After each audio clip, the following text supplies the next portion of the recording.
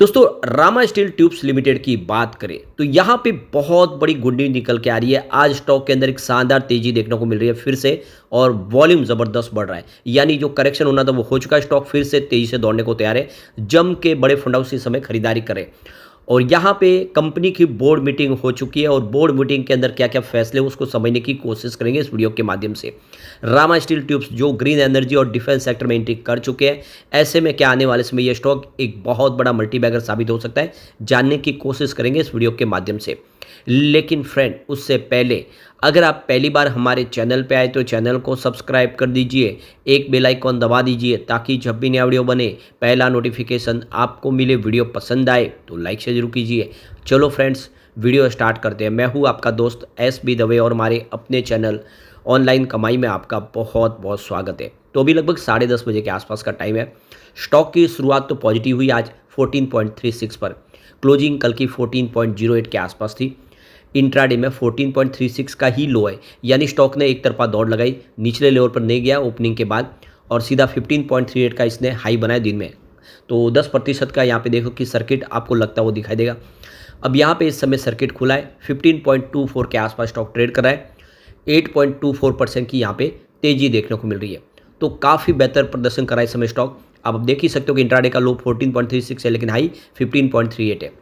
52 week का लो इसका 9.90 यानी 10 रुपये के आसपास था, और 17.55 का इसका ऑल टाइम हाई है, जो अभी पिछले 2 दिन पहले इसने बना दिया था। और वहाँ से फिर स्टॉक के अंदर प्रॉफिट बुकिंग की वजह से गिरावट शुरू हुई थी। ऑल टाइम लो रेंज इसकी 21 पैसे की और हाई 17.55 की है। यानी स्टॉक पिछला जो 16.5 का जो ऑल टाइम हाई था उसको तोड़ के नई हाई बनाई, और अब स्टॉक फिर से एक फ्रेश हाई की तरफ बढ़ता हुआ दिखाई देगा। वॉल्यूम में ज़बरदस्त तेजी देखने को मिल रही है। पिछले 1 महीने पहले इसका 12 करोड़ का वॉल्यूम था, 4 करोड़ की डिलीवरी उठाई गई थी। 1 वीक पहले 34 करोड़ का वॉल्यूम हुआ था, सामने 10 करोड़ की डिलीवरी उठाई गई थी। और कल 16 करोड़ का वॉल्यूम हुआ था, 5 करोड़ की डिलीवरी उठ गई। आज सुबह सुबह ही 10 बजे के पहले ही 10 करोड़ का वॉल्यूम हो चुका है, यानी वॉल्यूम टॉपर बना हुआ है। आप देख सकते हो बहुत ही भारी वॉल्यूम में कामकाज हो रहा है। पूरे बाजार में वॉल्यूम के मामले में नंबर 3 पे है रामा स्टील ट्यूब्स, यानी बहुत ज़बरदस्त खरीदारी यहाँ पे हो रही है। और यहाँ पे जो बड़ी अपडेट निकल के आ रही है, रामा स्टील ट्यूब्स की यहाँ पे बोर्ड मीटिंग कंप्लीट हो चुकी है 10 सितंबर यानी कल को। तो यहाँ पे कुछ बोर्ड मीटिंग के दौरान जो प्रस्ताव पास किए गए 10 सितंबर 2024 को, कल कंपनी की तरफ से जो मंगलवार को बोर्ड मीटिंग हुई, उसमें जो पहला सबसे बड़ा प्रस्ताव पास किया गया, जो प्रस्ताव का रिजोल्यूशन था वो देखे तो मिस्टर सौरभ सासवत, जो उनकी अपॉइंटमेंट हुई है additional non executive independent director के तौर पे। और यहाँ पे देख सकते हो इनकी जो रिकमेंडेशन है और नॉमिनेशन, वो अभी शेयर होल्डर की रजामंदी अभी अप्रूवल लेनी बाकी है।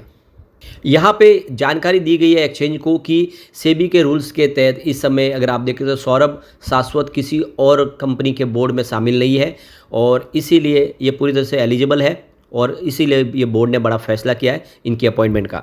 यहाँ पे ऑडिट कमेटी की बात करें, इसमें आपको मिस्टर सौरभ सासवत दिखाई देंगे, जो नॉन एग्जीक्यूटिव इंडिपेंडेंट डायरेक्टर है, कंपनी के चेयरमैन भी है।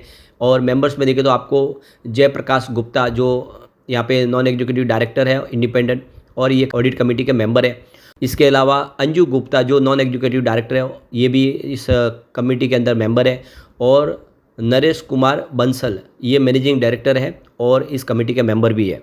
तो यहाँ पे अलग अलग ये जो कमेटी बनाई गई, तो जैसे कि कंपनी ने बहुत सारे फैसले ले लिए, उस हिसाब से अब ये कमेटी जो है उन फैसलों को मूर्त रूप देगी और तेज़ी से अपने कारोबार को, चाहे वो रिन्यूएबल एनर्जी का हो या फिर डिफेंस सेक्टर का, तेज़ी से कारोबार को आगे बढ़ाया जाएगा। तो बोर्ड मीटिंग 12 बजे कल शुरू हुई थी और 1:40 पर कंप्लीट हुई थी। तो काफ़ी बड़े फैसले लिए गए। ये साबित कर रहे हैं कि कंपनी तेज़ी से अपने कारोबार को आगे बढ़ा रही है और ये कंपनी कुछ बड़ा करती हुई दिखाई देगी। तो यहाँ पे सौरभ सासवत की यहाँ पे अपॉइंटमेंट हुई है। 5 ईयर का टेन्योर है उनका। आप देख सकते हो कि 10 सितंबर 2024 से शुरू हुआ और 10 सितंबर 2029 तक उनका ये कार्यकाल रहेगा, जो नॉन एग्जीक्यूटिव इंडिपेंडेंट डायरेक्टर के तौर पे कंपनी में अपनी सेवाएं देंगे। काफ़ी अनुभवी व्यक्ति है, उनके अनुभव का फ़ायदा मिलेगा। और देख सकते हो कि कंपनी ने जब बड़े फैसले लेने शुरू कर दिया, ऐसे में इसके लिए ज़रूरी है कि एक मजबूत टीम हो।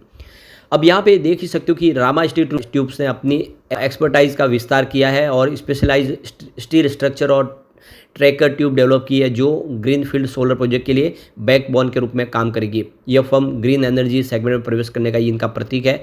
स्टील कंपनी ने कहा है कि यह ऐसे प्रोडक्ट देने के लिए तैयार है जो भरोसेमंद, ड्यूरेबिलिटी और परफॉर्मेंस के उच्चतम मानकों को सुनिश्चित करते हैं, जो सोलर ग्रीनफील्ड प्रोजेक्ट की लॉन्ग टर्म सफलता के लिए अहम है। तो ऐसे में समझ सकते हो कि आने वाले समय जो सोलर प्रोजेक्ट है वो कंपनी को बहुत ज़्यादा मिल सकते हैं और ऐसे में इसकी जो प्राइस है वो भी तेज़ी से बढ़ती हुई दिखाई दे सकती है। तो ये बहुत अच्छा मौका है लॉन्ग टर्म इन्वेस्टर के लिए कि ये जो ग्रीन एनर्जी सेक्टर में एंट्री कर चुके हैं कंपनी। यहाँ पे अगर हम कंपनी की परफॉर्मेंस की बात करें तो कंपनी का रिवेन्यू तेजी से बढ़ना शुरू हो चुका है। अब आप देख सकते हो 2020 में जहाँ पे 352 करोड़ के आसपास कंपनी का टोटल रिवेन्यू था, वो 2024 में 1046 करोड़ तक पहुँच गया है। यानी ये कह सकते हैं कि पिछले 2-3 सालों में रिवेन्यू दुगुना से ज़्यादा, लगभग 3 गुना के आसपास हो चुका है। तो ये क्लियरली दिख रहा है कि कंपनी का बिजनेस ग्रो कर रहा है। प्रॉफिट की भी बात कर ले तो देखो कि 2020 में कंपनी को 1 करोड़ का लॉस था, यानी कंपनी लॉस मेकिंग थी। लेकिन उसके बाद देखें तो लगातार कंपनी का प्रॉफिट बढ़ने लगा है और 2024 में 29 करोड़ का ज़बरदस्त प्रॉफिट हुआ है। यानी जो कंपनी लॉस में थी 2020 में, वो शानदार प्रॉफिट में आ चुकी है और ये आंकड़े उत्साहवर्धक है। तो कहने का मतलब भले ही इस समय खबरें आ रही हो, लेकिन पिछले कुछ सालों से कंपनी का रिवेन्यू प्रॉफिट तो बढ़ना शुरू हो चुका था और ये काफ़ी अच्छी बात है। वैसे यहाँ पे प्रमोटर ने अपनी होल्डिंग डिक्रीज़ की है। देख सकते हो कि पिछले एक साल में जून 2023 में 63.91% के आसपास होल्डिंग थी, जो जून 2024 में 56.33 करोड़ के आसपास आई है। और इसके पीछे रीज़न भी है, अगर आप देखें तो कंपनी का बिजनेस बढ़ रहा है तो उसके लिए फंड की जरूरत पड़ती है। ऐसे में कंपनी ने अपने कुछ स्टेक बेची है। तो ये आप समझ सकते हो कि प्रमोटर की होल्डिंग जो एक साल में कम हुई, उसके पीछे वजह यही हो सकती है। काफ़ी अच्छा इनका अभी भी स्टेक है, कोई टेंशन की बात नहीं। 56% की होल्डिंग किसी पेनी स्टॉक में होना बहुत बड़ी बात हो जाती है। यहाँ पे एफआई ने इन्वेस्टमेंट ज़बरदस्त कम भी किया है। जून 2023 में 2.16% की होल्डिंग थी, जो इस समय 0.05% के आसपास आ गए। यानी लगातार एफआई इसमें से अपनी होल्डिंग ट्रिम करे। लेकिन जिस तरह से अभी यहाँ पे देख सकते हो कि जुलाई महीने के बाद अगर आप देखें तो अगस्त में जो होल्डिंग बढ़नी शुरू है, एफआई ने निवेश बढ़ाया। आने वाले जो क्वार्टर में आपको ये होल्डिंग एफआई की बढ़ती हुई दिखाई देगी। दूसरी तरफ अगर हम देखें डीआई की, तो डीआई की होल्डिंग तो बिल्कुल यहाँ पे भी दिखाई नहीं देगी आपको, जो जून 2023 में 0.63% के आसपास थी। इस समय जून 2024 में कोई होल्डिंग नहीं है, लेकिन ये निवेश आने वाले समय बढ़ता हुआ दिखाई देगा। इसके अलावा जनरल पब्लिक की होल्डिंग ज़बरदस्त बढ़ी है। जून 2023 में 33.3% की होल्डिंग थी, जो जून 2024 में 43.61% के आसपास आ गई है। तो जनरल पब्लिक ने होल्डिंग बढ़ाई है, जबकि यहाँ पे एफआई डीआई का जो होल्डिंग है कम हुआ है और साथ में प्रमोटर की होल्डिंग भी काफ़ी कम हुई है। यहाँ पे अदर्स की होल्डिंग दिखाई देगी आपको, जून 2023 में नहीं थी, लेकिन इस बार 0.01% की अदर्स की भी होल्डिंग है। ये जनरल पब्लिक के अलावा एक्स्ट्रा अदर्स जो बड़ा निवेश होता है उनकी होल्डिंग है। यहाँ पे अब इसके लिए फिलहाल एएसएम लिस्ट में ये भी शामिल है। आप देख सकते हो कि 6 सितंबर 2024 से इसको शॉर्ट टर्म एएसएम लिस्ट में शिफ्ट किया गया शिफ्ट, और अभी फिलहाल एक्टिव है। तो कोई चिंता की बात नहीं, क्योंकि लॉन्ग टर्म लिस्ट में नहीं, अभी सिर्फ शॉर्ट टर्म है, तो बहुत जल्द बाहर भी आ सकते हैं।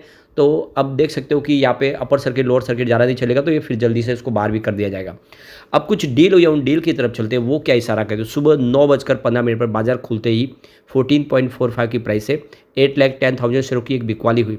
तो उसके बाद 9:21 पर 14.67 की प्राइस से 8,66,000 शेयरों की शानदार खरीदारी हुई और फिर 9:22 पर 14.84 की प्राइस से 8,57,000 शेयरों की एक ज़बरदस्त खरीदारी, और यदि किसी ने 16-17 लाख शेयर सुबह सुबह ही खरीद लिए। फिर 9:25 पर 15.09 की प्राइस से यहाँ पे देखो कि करीब 15,61,000 शेयरों की बम्पर खरीदारी हुई और इसी वजह से शेयर की प्राइस बढ़नी शुरू हुई। फिर 9:51 पर यहाँ पे देख सकते हो 15.25 की प्राइस से 12,78,000 शेयरों की एक बड़ी खरीदारी और हुई, और फिर 10 बजे 15.38 की प्राइस से 12,24,000 शेयरों की एक शानदार खरीदारी और हुई। तो क्लियरली देख सकते हो कि लगातार जम के खरीदारी हुई, जिसकी वजह से शेयर की प्राइस बढ़ी है। यानी आज बड़े फंड हाउस फिर से इसमें एक्टिव हो चुका है और जिस तरह से ये वॉल्यूम टॉपर बना हुआ है पूरे बाजार में, नंबर 3 पे वॉल्यूम के मामले में, इससे एक बात समझ में आ रही है कि जो प्रॉफिट बुकिंग होनी थी वो हो चुकी है, स्टॉक फिर से दौड़ने को तैयार है। और कंपनी ने जिस तरह से कुछ बड़े ऐलान किए, अपने ग्रीन एनर्जी सेक्टर में निवेश आगे बढ़ाने की तैयारी की है, या फिर आप देखें तो कंपनी जिस तरह से डिफेंस सेक्टर में कारोबार करेगी, तो इसके लिए उन्होंने नई सब्सिडी कंपनी बनाई। ये सारी बातें बहुत ज़्यादा पॉजिटिव है, निवेश किया जा सकता है। अभी देख दो कि शॉर्ट टर्म निवेश में आपको अप डाउन थोड़ा देखने को जरूर मिलेगा। लॉन्ग टर्म इन्वेस्टर के लिए बहुत अच्छा अपॉर्चुनिटी है। स्टॉक आने वाले समय मल्टी बैगर साबित हो सकता है, बिल्कुल वैसा ही जैसा सुजलॉन साबित हुआ था। अब यहाँ पे एक तरह से देख सकते हैं सुज़लोन तो एक बहुत मजबूत कंपनी है, उसको इसके कंपेयर तो नहीं कर सकते। प्राइस बढ़ने की बात है, प्राइस बढ़ सकती है, लेकिन ये कंपनी छोटी है, ये भी आपको खास ध्यान रखना। तो निवेश लिमिटेड करना चाहिए।